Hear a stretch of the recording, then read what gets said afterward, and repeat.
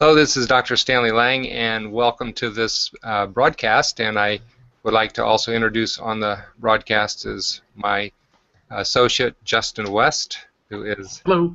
a philosopher on the other side of the country, actually the middle of the country from where I live. And he's agreed to play a sometimes and perhaps a weekly role in helping me to kind of plumb the depths of some of the things I've talked about during the week with chronic stress reduction and talking about how health is connected to chronic stress. And so we're going to have more of a conversation, but Justin's going to probably be asking most of the questions. So I'm a family doctor, more than 30 years in practice, and Justin is a philosopher. What do philosophers do? We ask deep questions in life, like paper or plastic, or do you want fries with that? Well, I'll let you take off with questions, and let's see where this goes. All right. Well, I, of course, am a longtime follower of your channel, Stan, and I love a lot of the stuff you put out. I noticed that there was a theme this week with some of the stuff you're putting out. It seemed to be, and this is, of course, I think something that you're very passionate about, kind of a whole health tips for stress management from pretty much like a Christian perspective.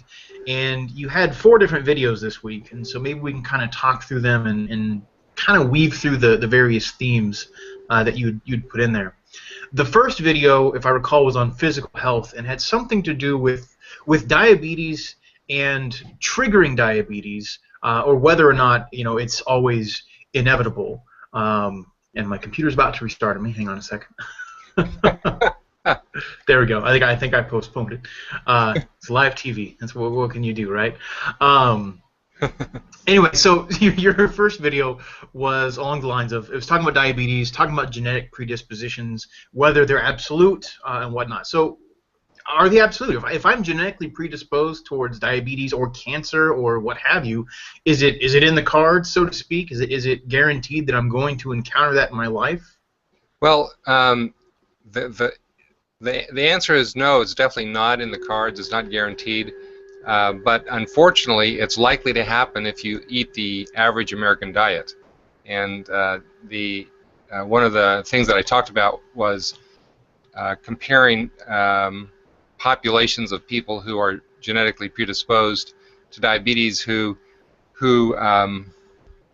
follow the average American diet, having an incidence of up to 70% diabetes in those groups. And if that same genetically similar group of people follows their more traditional diet, they have absolutely no diabetes. So the difference between 70% and 0 is pretty dramatic, and it all has to statistically significant. Yes. And this has actually been proven. There's a tribe of Indians that lives right on the border between Mexico and the United States. The northern group of that Indian tribe or Native American tribe follows more of the average American diet. The south of the border group, which is genetically identical to the northern group, follows more of the traditional diet, and there's this dramatic difference in developing diabetes. So clearly, how you eat has a huge effect on whether or not the genes that we have that might predispose us to diabetes actually get turned on, or the genes that are protecting us from diabetes get turned off. We don't know precisely which genes are involved. We just know that the overall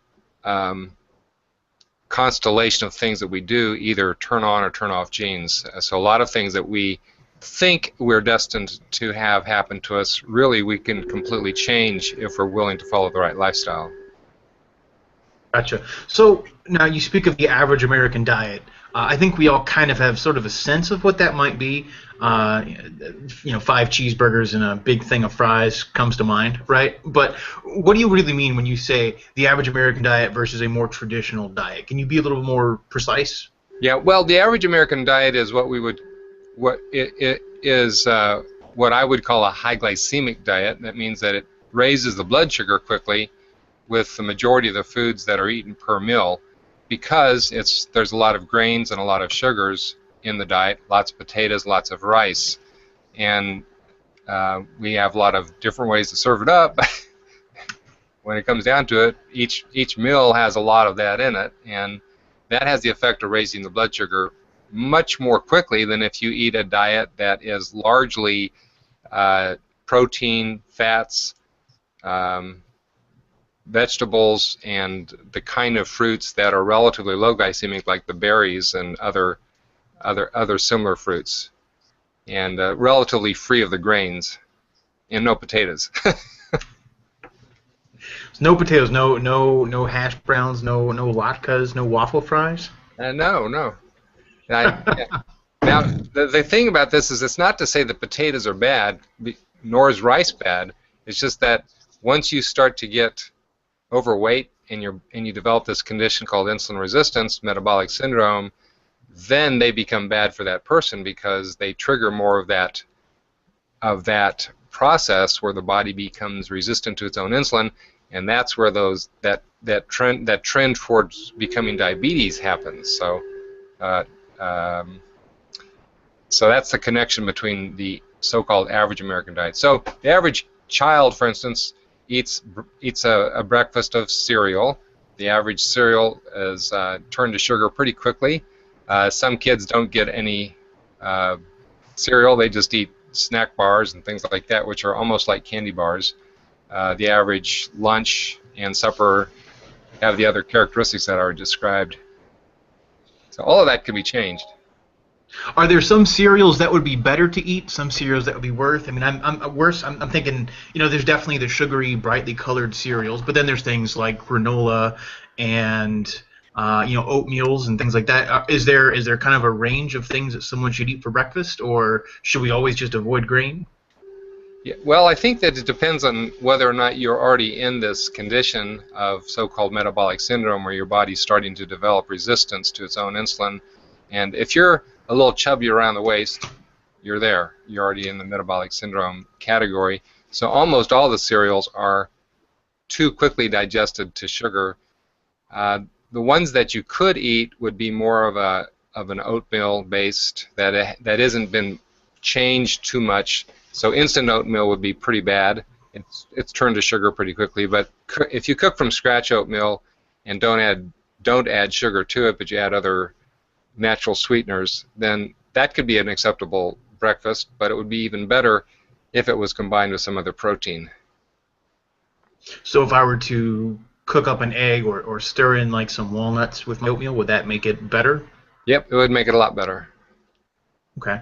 So now, high glycemic means it has lots of sugar and that gets into the bloodstream or something like that. Why is that bad, though? Yeah, well, high glycemic actually means that it is turned to sugar quickly. It may not have any sugar in it at all, as far as what a chemical analysis would be. For instance, a potato doesn't actually have what we call sugars, but the components of a potato are broken down into sugar very quickly and transformed into sugar very quickly in our body. And why that's bad is that when the blood sugar rises very quickly, the body responds to that by trying to keep the lid on, so to speak. So it pumps out a bunch of insulin to keep the blood sugar from going too high. And when that happens over and over again, weeks, months, years, the body starts to become resistant to its own insulin, just like we may become sort of resistant to a very loud noise that we're hearing over and over again. Like if you walk into a very loud room that's almost painfully loud, about 5 minutes later it doesn't sound so loud, and that's because your body's kind of reset itself so that it's perceiving the signal differently. Same thing happens with insulin. As the high insulin levels that are way beyond what God designed our bodies for happen over and over again, the body stops responding as well to the insulin, so the body has to pump out even more insulin to keep the blood sugar under control. And the high insulin levels trigger a whole cascade of bad things, including raising the blood sugar, making us hold on to fat more easily, causing more inflammation, and ultimately moving us towards diabetes. Okay.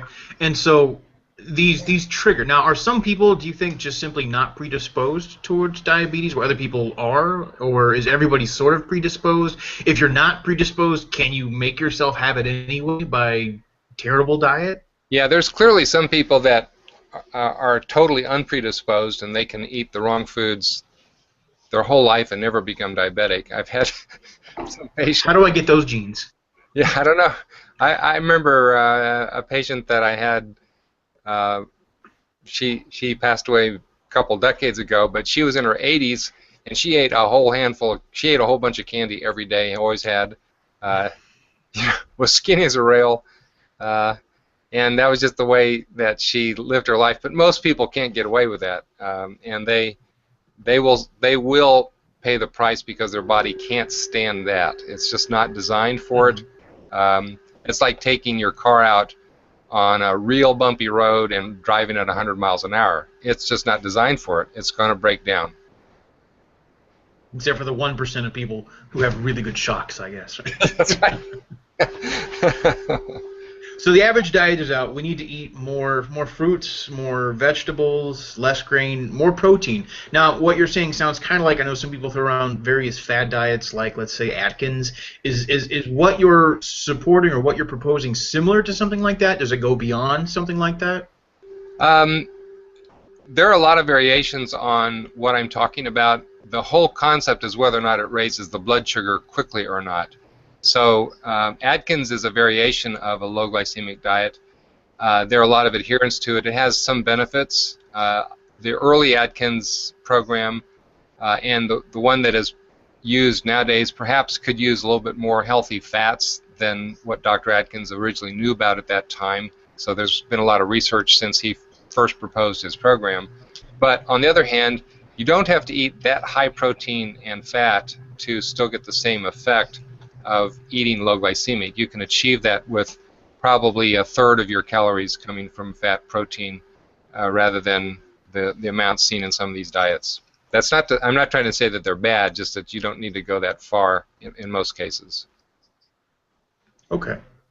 Um, well, I'm going to turn to your second video because it's kind of related to this. You talked more about how we eat, not just what we eat. And you said that the way we eat is sometimes a contributor to having chronic stress, in part because of the things that we're eating and why we're eating them and when we're eating them, and how our eating is sometimes even, I guess, maybe an effect of stress, but also a cause of stress. Can you explain that a little bit? Yeah, this whole pattern of eating high glycemic tends to um, put us into a cyclic pattern that happens day after day. And what happens day after day is that the blood sugar rises quickly with each meal, and then it goes down fairly quickly with each meal. And as the blood sugar starts to go down, we start to feel more fatigued because of a bunch of other chemical changes in the body. But the thing that's going on is that this is also being mirrored in our brain. So the brain sugar levels go up quickly and they drop quickly, and that triggers changes in a neurotransmitter called serotonin, which also rises quickly and then drops quickly. Well, serotonin is a feel-good hormone, or not a feel-good chemical, not a hormone. And when it's going up, we feel good. When it's dropping down, we don't feel good. And so people will eat things that they know instinctively makes that chemical change happen. Unfortunately, it triggers a drop that is pretty rapid, and we will feel stressed out at that point and seek to eat more of the food that makes us feel better. So it becomes almost a vicious cycle. We eat to get that feeling back. We don't like the way we feel when the blood sugar is dropping quickly and brain chemical changes are dropping. The brain chemistry is changing quickly also, such as serotonin levels dropping. And so what's happening in the body is that we're generating all sorts of physical stress chemicals when that happens. So there are changes that are going on that make the body biochemically being stressed out. It's aging more rapidly. In our minds, though, we feel more anxious, we feel more nervous, and that adds to the sense of being stressed. Okay. So If I'm feeling stressed and I feel inclined to eat, what should I do? Should Well, I go ahead? go ahead. There is Should I just not eat, or should I? Am I allowed to eat certain things? Should I go after what you call more low glycemic foods? Is there kind of a threshold there? Yeah, I think that clearly there's a need to to gain some mastery over the habit of eating that comfort food. And if I am willing just to hang in there for 5 minutes and eat a lower glycemic food, then it nips in the bud this whole sequence that I'm talking about. So if I eat a balanced snack of fruit, some vegetables, some protein, some high quality fats, I will feel good also within 5 to 10 minutes, but I will not get the downside. The blood sugar will rise up in response to those foods, just not as quickly, but it'll rise quickly enough. I won't get the bouncing off the wall high that some people get from eating the high glycemic foods. But if I consistently eat these lower glycemic snacks, whenever I start to feel a little bit hungry as I'm starting to try to get away from this bad habit of eating high glycemic foods, um, within a week, stress levels will drop dramatically. The emotional perception of stress will drop dramatically. Okay, so I'm getting a picture. I'm gonna pull a U here. I'm getting a picture of, like, I would say our stress level, or maybe how hungry I am, or I guess I'd say maybe we'll relate this to blood sugar. And so if I were to eat like a high glycemic meal or a high glycemic snack, it sounds like it does something like this, where it kind of peaks and then drops and peaks and then drops. But if I do a low glycemic meal, it does something more like this, kind of in the middle. Is that about right? Is that an accurate picture, or Yeah, should that look different? it's an approximate. Yeah, that cyclic stuff is what most people do 3 or 4 times a day, and they do it for weeks, months, and years.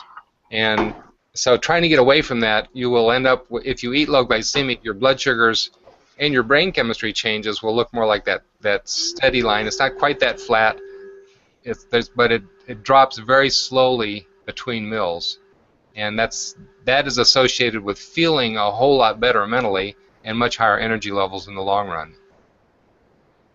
Okay. Now, how does somebody get off the cycle, right? I mean, is it just as easy as changing a snack? Are there other tricks or tips or ways that somebody can speed up that process? I know, and I don't want to go too far off topic, I've heard people suggest things like fasting. Is that something you would recommend for everybody, some people, nobody?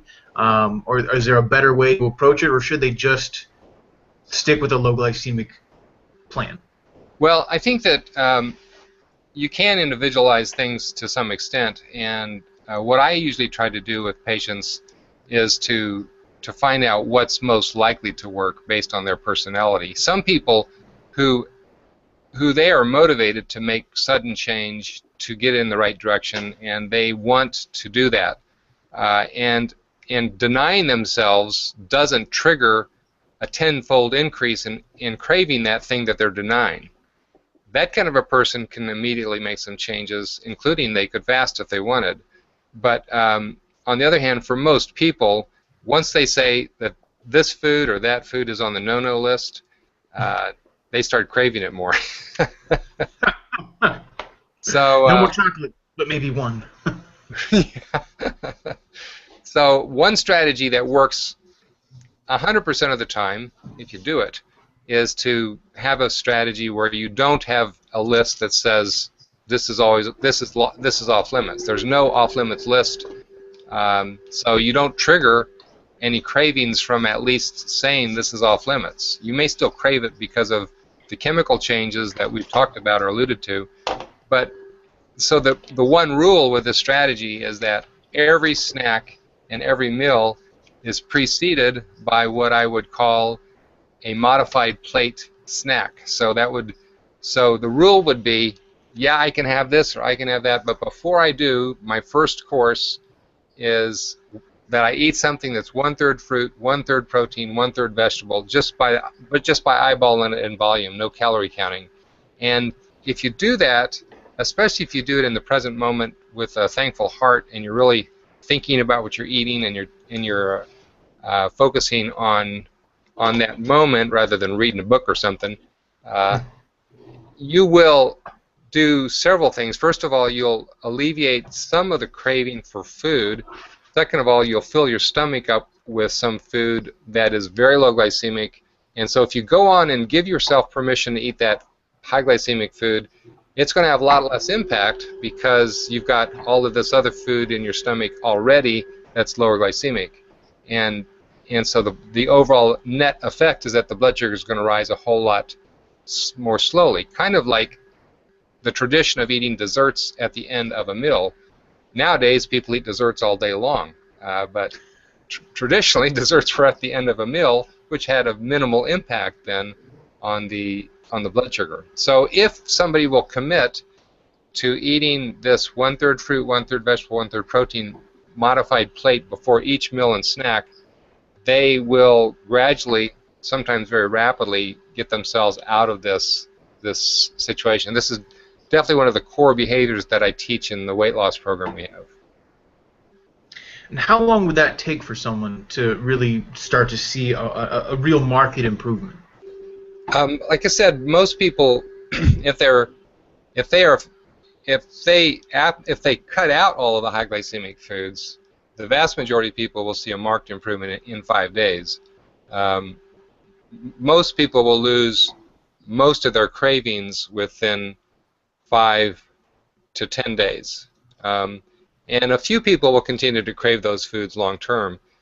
If they're allowing themselves to eat that high glycemic food after they've had that so-called first course, it takes a little bit longer. Each person's a little bit different, and there's so many variations on that theme that it would be impossible to predict how long it would take. But you will move gradually in the direction of eating the healthier foods if you make that your rule that you always eat this first. And if you make that your rule, nothing's off the table, so to speak. You don't say no to anything in a sense in advance. You just say, before I eat anything, I eat this first. So 5 to 10 days for most people. So I tell people, look, you can decide to do something where you're going to be craving some foods for 5 to 10 days, or you can crave foods for the rest of your life. What would you prefer?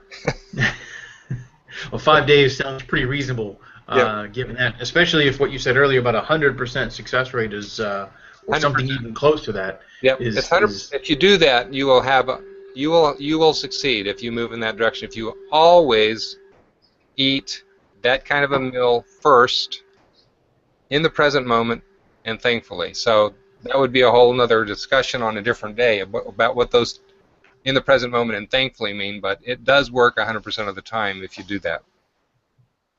Okay. Well, on a related note to the present moment and being thankful, you had your third video, your video on Wednesday, I believe, was on forgiveness. And apparently you think, and I think I'm inclined to agree with you, but you think that forgiveness is important for stress management in some way. Why is that, and how is that? Well, one of the things that we're promoting here, of course, is a whole person approach to health. So what that means to me is that our physical, our emotional, and our spiritual sides all have significant impacts on our health and on our perception of wellness, how well we feel. And one of the things that weighs us down a lot is the stress of resentment. So if you've ever fumed at somebody because of what they did to you, and your mind is just occupied with how you've been betrayed or the things that they've done and how angry you feel, you know that doesn't make you feel peaceful. It's opposite to feeling peaceful. And what one person, at least more than one person, has said, unforgiveness, refusing to forgive is like drinking poison and hoping the other person dies, and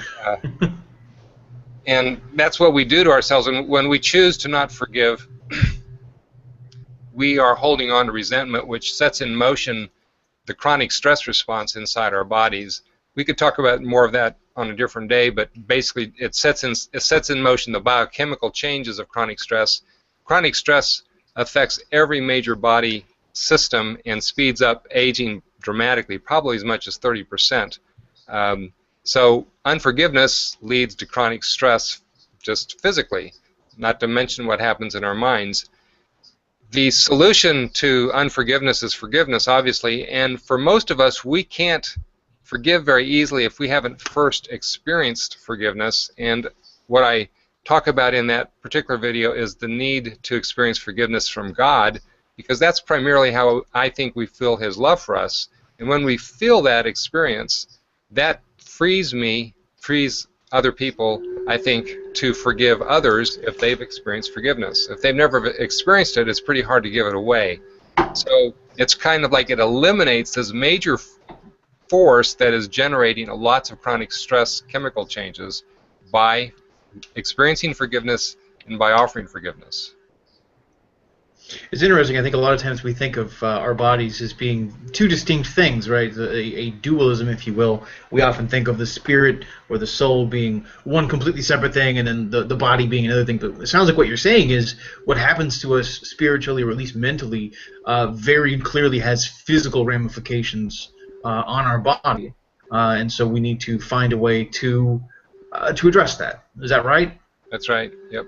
I think that clearly there are a lot of different spiritual disciplines, but the discipline of forgiving and seeking God's forgiveness, which means admitting I've done something wrong and asking Him for forgiveness. So it's continuously turning to God for the forgiveness He wants to give me. That's a discipline. Which you might say, a different way of that is saying that's a habit I could develop. How do you develop that habit? You just start doing it one day and you decide to do it, or how do you go down that path? The first step is the hard one, right? How do I develop the habit of forgiving or seeking forgiveness?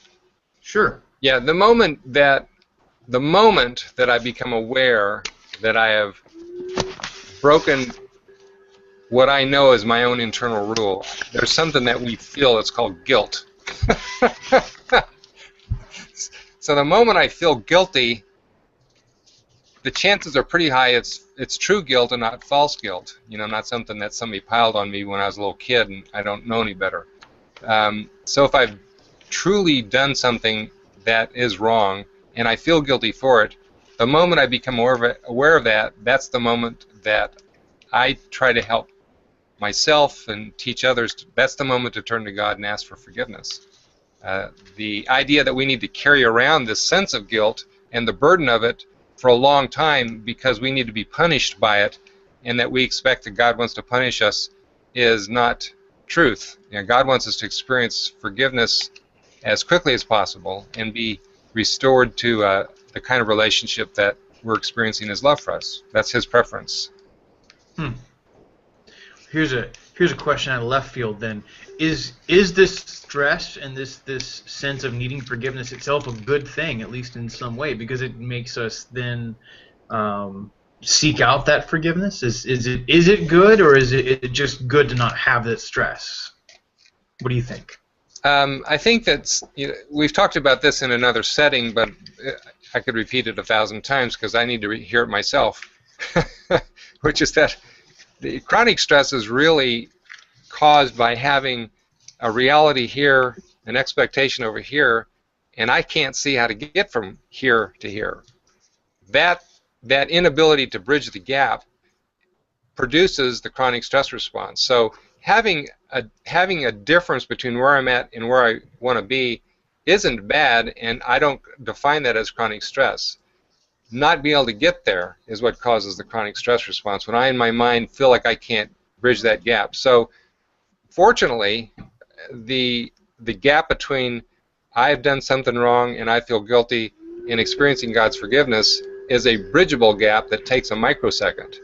And so it doesn't produce the chronic stress response. It may make me feel bad, but that's not to be confused with chronic stress.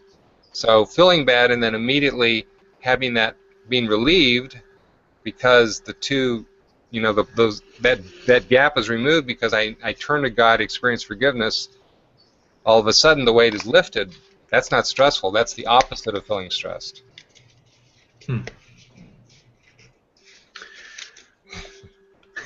So there. Okay. Fair enough. So, would you say that? I don't know how to say this in a fair way, but I'll just say it. Would you say that somebody who knows how to turn to God will always be less stressed than at least that same person if they didn't know how to turn to God? I'm thinking of something that C.S. Lewis once said. We're often inclined to say, well, here's Mr. Smith, and he doesn't believe in God or what have you, and here's Mrs. Jones, and she does, but Mr. Smith is a nicer person than Mrs. Jones, and C.S. Lewis says, comparing Mr. Jones and Miss Smith is like comparing apples and oranges. You simply can't do it. What you have to do is compare Mrs. Smith believing in God to Mrs. Smith not believing in God. So would you say pretty much always that having that belief and that ability to turn to God for forgiveness is going to, 100% of the time, I lost my note here, but is that always going to bring about a decrease in stress for us? Your question is, if I have belief in God and I actually act on that, does that always produce less stress compared to me not knowing God in the first place? Sure. Let's say that. Again, it's a speculative question. I don't necessarily expect a infallible decree by any means. Well, yeah, I guess the only way that you could answer that scientifically would be to do a controlled study, and the only way you could do a controlled study would be to have two people that were identical on two different paths, and we don't have that, obviously, but what we do have are lots and lots of examples of people who did not know God and then had an experience where they came to know God, and in the Christian experience, that's through knowing Jesus, and their before and after stories, if they truly experienced this forgiveness and then have learned how to do that, there's a dramatic difference in how much stress is in their life. That's one of the dominant fruits of that relationship, is that they're experiencing this thing we call peace more often. Now, they may not feel peace all the time, but they feel peace more than they did. And that's because they're experiencing forgiveness. So I believe that conversions that are true conversions are the testimony that is true, that there is less stress. That doesn't mean that life is easy. Sometimes life becomes harder, but the burden of the negatives becomes more bearable because of this ability to turn to God and experiencing forgiveness. And other blessings also, but that's a big one. Fair enough. Well, I'm going to move on to the fourth video. I think we're running short on time here. On yesterday's video, you mentioned family health. You talked about younger members of the family caring for older members of the family, and how that can also bring about a reduction of stress in some way. How does that work? Well, in the video, I talk about in the prayer of St. Francis, one of his phrases is that it is in giving that we receive, and he's of course synthesizing a lot of the teachings of Jesus.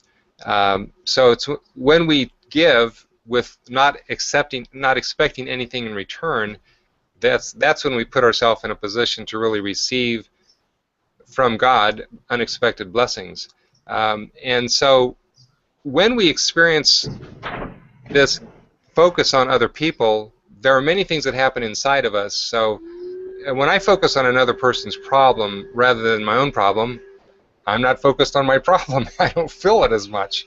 And that, I mentioned that expectation-reality gap being the cause of stress in us, and there are two ways to decrease the stress in that. One is to narrow the gap. The second is to not focus on the gap. So if I'm thinking about that all the time, the woe is me chemical change in my body is not a good one. But if I'm thinking about the problems that another person is having and I'm helping them through their problem, I'm not focused on my own stress-producing issue. And sometimes you think, well, my problems aren't so bad, right? That's right. So one of the things is that one of the ways it decreases stress is that I'm not focused on my problems as much. Number two, there's this mysterious thing that happens that God blesses us as we give to other people. And that sense of being blessed, when that blessing happens, I feel something that is the opposite of stress. And so this blessing that comes from God through me giving to others is a way that I think God set it up to decrease the stress in our lives. So I think the most powerful way to do this is in families. Because it's the hardest place to do it. Because there's a lot of history that goes back in those relationships, and sometimes it's easier to be kind to a stranger than to be kind to a relative who was maybe not so nice to you half the time. But there's more fruit in terms of the blessings coming back to me, I think, when I love in a way that's harder to do. It's pure speculation. Well, I think that tends to make sense, and if nothing else, when you do the harder thing, you know that you've done the harder thing. Yep. So there just is more gained mentally.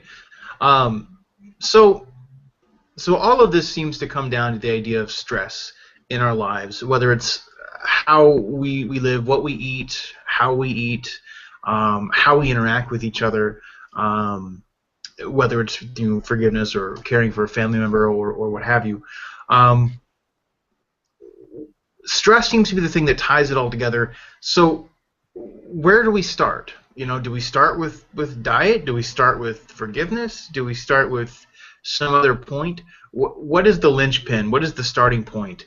If I'm seeing a bunch of issues in my life right now, and the very fact of seeing them is making me feel stressed out, right? I want to go eat that cake or something. What's the first step? I don't think there's a right answer to that.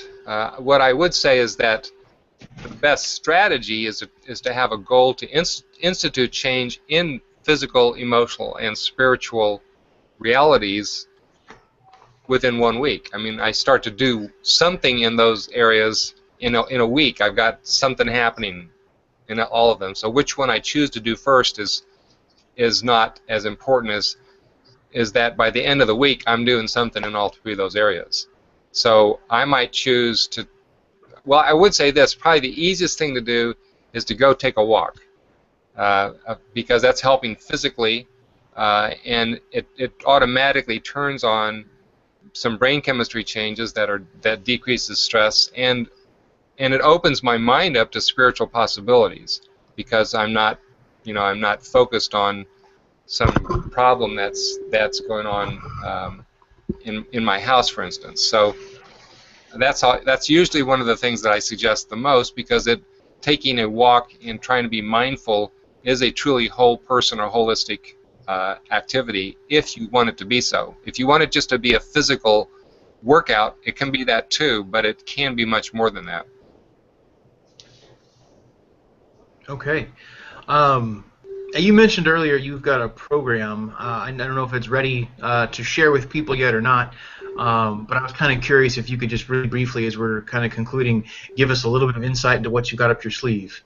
Well, for years I've helped people lose weight and try to be healthy using a lot of the strategies we've talked about here. One of the things that I've noticed about every weight loss program is that they all have a high failure rate, and I think it's because of this condition called chronic stress and the different ways that chronic stress enters into our life and undermines our goals. So chronic stress and what I would also call a self-image that is not healthy, I think causes most people to fail in their long-term goals for wellness, particularly if it's a weight loss goal. So what I've done in this program is to try to present some very safe and very effective disciplines of physical, emotional health, including this low glycemic stuff that we've talked about and exercise, but also going the next step and adding a lot of different strategies to decrease chronic stress and to heal the self-image in people, which often stands in the way of long-term success. And that's what's the distinctive of this program, which is now available. So the link to kind of checking it out is on this video, and it's also on the bottom of our podcast page.